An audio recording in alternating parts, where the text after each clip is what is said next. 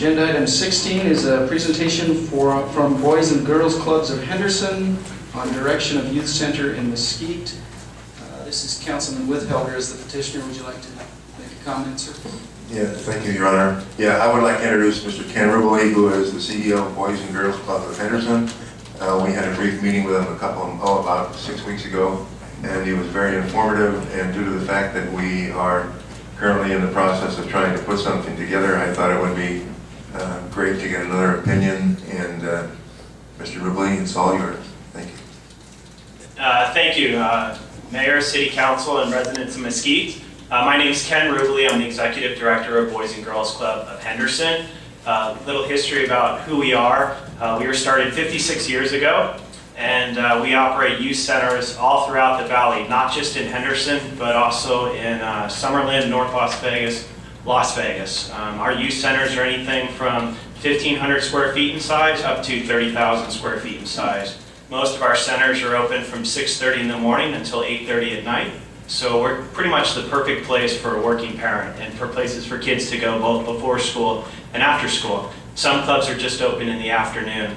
About us recently, 2 years ago, we operated out of 5 locations. We now operate out of 10 locations. So we've doubled in size in a very difficult economy while not incurring any debt or running up any deficits, which is quite amazing and a testament to our board of directors. Our growth has been so strong and so fiscally well done that we're going to be merging with the Las Vegas Boys and Girls Club, which are bigger than we are, but we will be the leadership entity, and that will be happening this summer. So we wanted to come up and talk to you about what we've been able to do in what I would call boutique locations. So locations that are 5,000 to 6,000 square feet in size, even 2,000 to 3,000 square feet in size. And what makes us unique and affordable is we partner with folks. And I'm going to give a great example. We opened a new club earlier this year in a low-income housing community, a little 3,000 square foot building. And the partner that owns that building agreed to pay 1/3 of our operating expenses. And then the additional money we've raised through leveraging our national brand. So for example, I automatically get money from Tupperware. I automatically get money from Taco Bell to help with teen programs, for example. So we're able to go in and for a small amount of money from a partnership, really leverage that up through our brand. And the club I'm talking about, we named it the Natalie Golbis Boys and Girls Club. And if anyone plays golf, she's an LPGA golfer, she's very popular, and she's passionate about the Boys and Girls Club. So we named the club after her, and right now she's got birdies for the Boys and Girls Club. So every time she gets a birdie, she donates $100 to the club. And she's a pretty decent golfer, so she generally gets about 10 birdies a week when she's on tour. But looking at how the leverage in the brand works, once Natalie signed up to be involved in that Boys and Girls Club, now her sponsors were endeared to us, and her sponsors were endeared to her cause. So now they're coming in and helping support and generate dollars for us. So we're fortunate to have a brand in which we can leverage and take partnership money, and another partnership we have is with the City of Henderson. And again, right now we operate 10 locations. Only 4 are in the City of Henderson. We've grown outside of Henderson, but we have a partnership with the City of Henderson, where they allow us to operate in one of their facilities for rent-free, and then we get a community development block grant that helps fund us a bit, and then we leverage it up. So for example, last weekend we had a big fundraiser at M Resort, your typical auction. As a matter of fact, we had some getaways to Mesquite as one of our auction packages. But in that auction, we raised $260,000, which then helps fund, which is pretty good for an auction, which helps fund our operations. Sticking with Natalie Golbis, we have the Natalie Golbis Golf Classic. That raises $85,000. So despite our name, we want to be wherever there's a need for kids to go after school. I'm a product of the Boys and Girls Club. I grew up going there. I was a Youth of the Year when I was 17. I deviated to Wall Street for a while and spent time at Bear Stearns and Enron, among places, but then came back and have passionately been running our organization in a very fiscally responsible way. And one of the things we do, we work great with young kids, but when it comes to teens, we truly save teens' lives. We believe that teens need something to do after school. They need something to do on the weekends. So for example, after football games on Fridays, we have big parties at our clubs afterwards, so kids have some place to go and be productive. And then a program we're real proud of is our counselor in training. So we take our teens that come to us after school, and in the summertime, they become junior counselors and help with the little kids. So they get paid a small stipend. It's not big money, but it builds self-esteem because now they're doing something and helping out that way. And then the other thing that we like about our program is every one of our clubs, Monday through Thursdays, has professional tutors.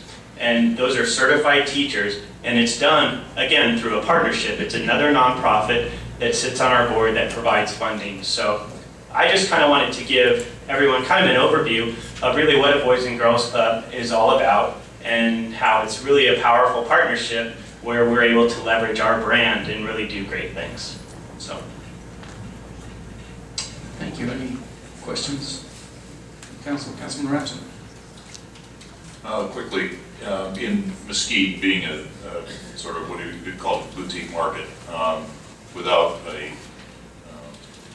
star athletic personality to fund this or seed this, how do you perceive the funding mechanism and fees charged to the youth that participate or the families of the youth that participate? I mean, I know this is a very detailed business plan that would be provided, but just a high level maybe.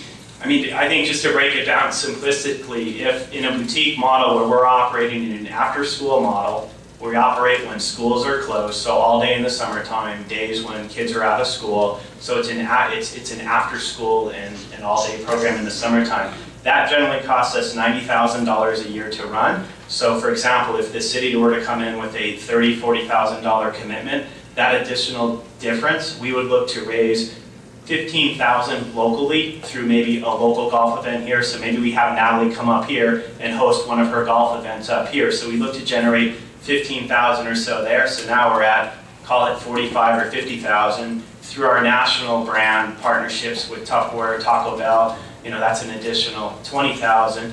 And then the balance we would look to raise through very modest fees to the youth who would attend.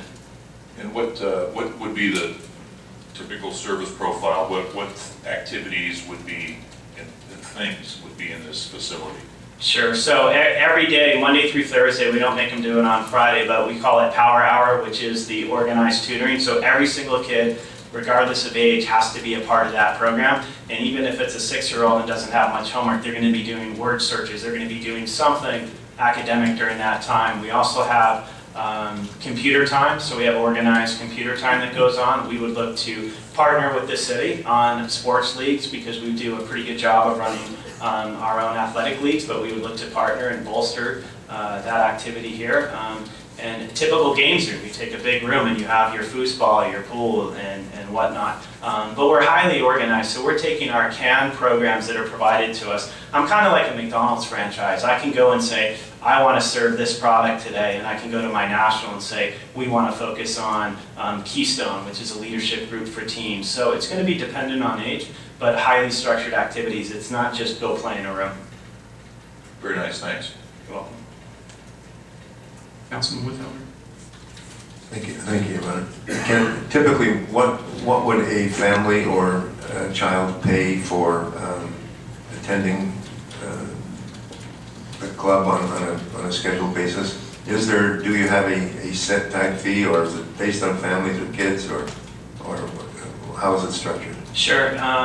The annual membership to be a member is $20 a year, and that covers basically the cost to put them on our insurance. And then depending on the market we're in and the access to grant dollars will dictate the fee. So some of our markets, the kids literally pay nothing beyond the $20 a year. And on the extreme opposite end would be Southern Highlands, which is a very affluent community in which in the summer times the kids would pay upwards of $100 a week because there's no access to any government dollars there. But in a market like this, I would say in the summertime you're looking at a $30, $35 a week fee. And then during the school year, that fee would probably be in the $30 to $40 a month. And it would be dependent on transportation too. So if we're having vans, pick the kids from school and bring them over. Ideally, we want buses, but that could dictate a little bit as to where the fees would go. Any further questions or comments? All right. Thank you very Great, much. thank you very much.